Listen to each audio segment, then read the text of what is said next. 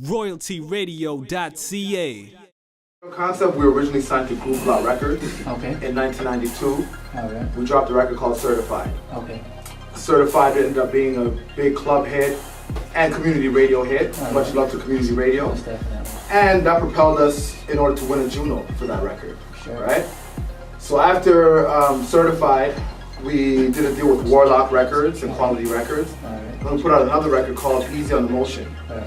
Easy on the Motion went on to win another Juno when they thought we couldn't do it.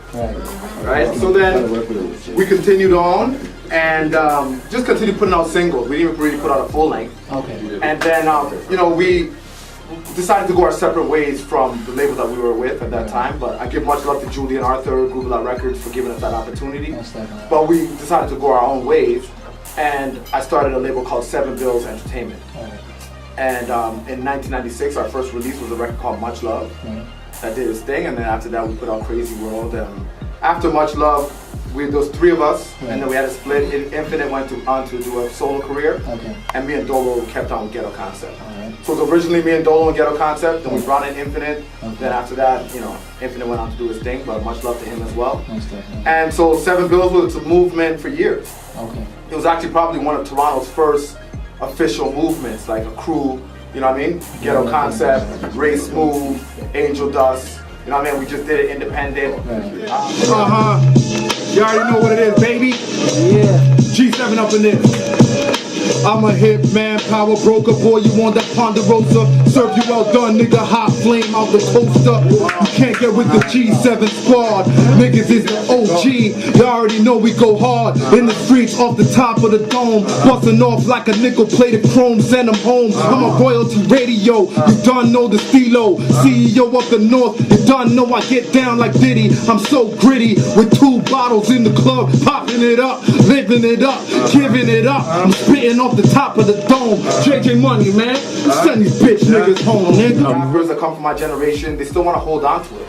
They don't want to give the younger kids a chance. You know what I mean? And I'm just like, dog, dad, we're getting to 40, bro. Like, give the youth them a chance. Real spit. So that's where I feel. So that's where I got the concept for G7. We opened up a studio in Brampton last year, a year and a half. G7 Studios, and early, we had Rima Major, Scribbles, JJ Money. Those are the first core artists that came in to start to work with me. And for the last year and a half, we've just been developing, just banging out records every day. And at this point, we're taking over the city, whether you like it or not. I always like to say whether you like it or not. No, I mean, I'm just keeping it real, bro. Like, for me, they try to keep me out of the game. You know what I'm saying? Like, straight up, like, everybody got their shot. Everybody from my generation got their shot. They got deals, they got to go around, and nobody drew back for Ghetto Concept. Difference is, if you look back at Ghetto Concept from our first album and our second album, we always put on the hood. We always gave a platform for artists to get out there. We're not greedy, you know what I'm saying? We're trying to let people shine. So right now, I'm CEO of the North, Kwajo Cinqo, and I'm basically bringing in a crop of new talent. So we're setting it off with these guys here, we're getting successes, and we're just gonna smash it. What advice, being that you've been in the game for so long and you know what it is, what kind of advice do you give to them each day in and day out as they go over?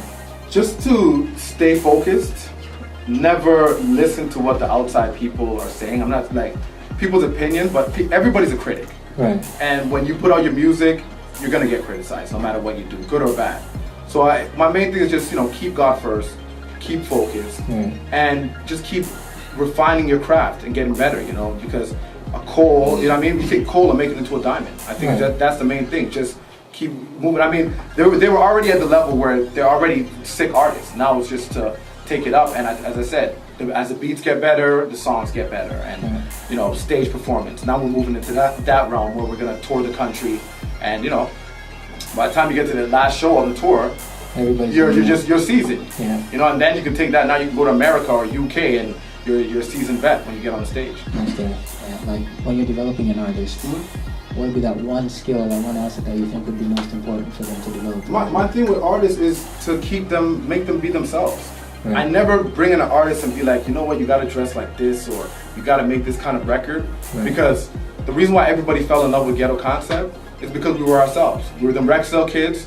We didn't care. We wore fatigues to the Juno Awards, head to toe. You know what I mean? And some people were looking at us like, but that's what it is. We gotta keep it real. So at the end of the day, you got to keep it real and keep it authentic. Once people see that you're faking it, it's over for you. You know what I mean? So that's the thing. Just keep it all the way 100. Sure. I mean, that goes to all artists out there. And artists out there that's listening to me, they got to understand, like, this is a beautiful time in music. Right. It's a digital distribution age. So focus on digital and mobile. You get your records on iTunes, and then you got to get out there and hustle and market.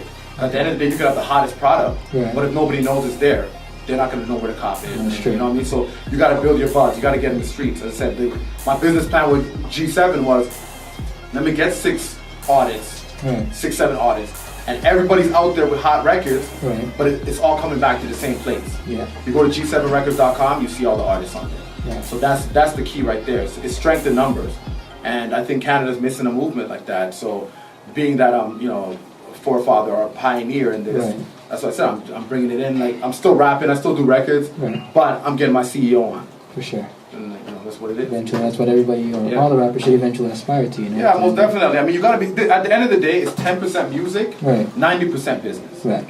You know, and a lot of artists don't know the business. They just want to get up on stage and rap. Because they think it's that easy. You know what I mean? You're gonna get F if you. I do this for all my ghetto children. You don't know that Rexdale is back up in the building. From Goose to Orpington, stove top to M.O. Kipling to Tanrick, I do this for the ghetto. Rexdale, the only hood that you can find up on the map. GTA, I came through to tell you that them boys is back. Not the boys in blue, but we the boys in blue. Blue J fitted, blue shoes and blue shoes. No, I ain't banging, but my niggas bang. And what's quanting? That's a Rexdale slang. We the pioneers, and this is our year. We try to blacklist, we come through with no fear. That's what it is, and it's over. Compared to when you were in the game, and compared to now, so like 10 to 15 years ago, and now, what kind of changes have you seen in regards to the game, and how, for artists, is it easier or is it more difficult for them that these days? It's a lot easier to get in because it's direct to fan now. Right. In the days when we started, it was like there's so many layers before you get to the fan. Number one, to go to the studio, it's gonna cost you $60 to $70 an hour to get into a proper studio that can really mix down your record.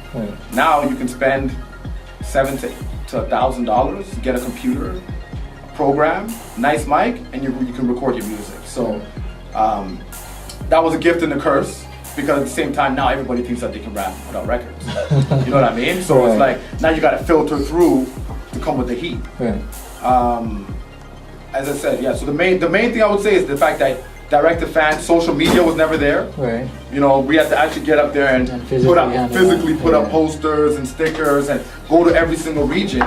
Now you can hit every region worldwide with the click of a mouse. So I think that's the main advantage, and that's what artists need to take advantage of. The fact that it's a digital distribution age, and you know, once your music's hot, people's gonna find you. You gotta get your team, you gotta work YouTube. The advancements in digital has made it easier for artists to get into the game. But it's about quality control. Like, if you're filling it with bullshit, you're gonna get bullshit. Like, that's just what it is, you know what I mean? So I pride myself that I know my team is coming with the heat. And I mean, bottom line. Okay. And if royaltyradio.ca